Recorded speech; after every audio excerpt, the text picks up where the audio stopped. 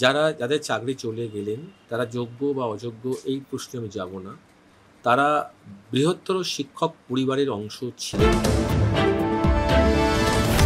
শিক্ষক কম্পিউটার সায়েন্সের তার অনুপস্থিতি আমাদের ক্লাস টিচিংয়ের ক্ষেত্রে বা অন্যান্য পড়াশোনার ক্ষেত্রে বিদ্যালয় প্রভূত সমস্যায় পড়বে, এটা নিয়ে কোনো সন্দেহ নেই।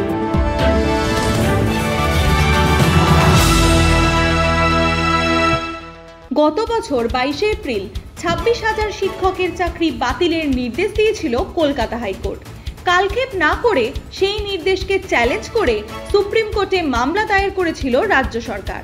ঠিক এক বছর পর এবছরের এপ্রিলে সুপ্রিম কোর্টও হাইকোর্টের সেই নির্দেশই বহাল রাখল। শীর্ষ আদালতেও বাতিল হয়ে গেল 2016 সালের স্কুল সার্ভিস কমিশনের মাধ্যমে নিয়োগ হওয়া গোটা প্যানেল। স্কুলগুলিতে পরীক্ষা চলাকালীন সময় শীর্ষ আদালতের এই নির্দেশে মাথার উপর আকাশ ভেঙে পড়েছে শিক্ষা মহলে। রাজ্যের বিভিন্ন জেলার সরকারি বিদ্যালয়গুলির পাশাপাশি কলকাতার 7টি স্কুলে শিক্ষক ও অশিক্ষক কর্মী চাকরি খুইয়েছেন। সুপ্রিম কোর্টের ভার্ডিক্ট নিয়ে কথা বলার যোগ্যতা আমার নেই। আমি একটা কথা বলতে পারি, যাদের চাকরি চলে গেলেন তারা যোগ্য বা অযোগ্য এই প্রশ্নে আমি যাব না। তারা বৃহত্তর শিক্ষক পরিবারের অংশ ছিলেন।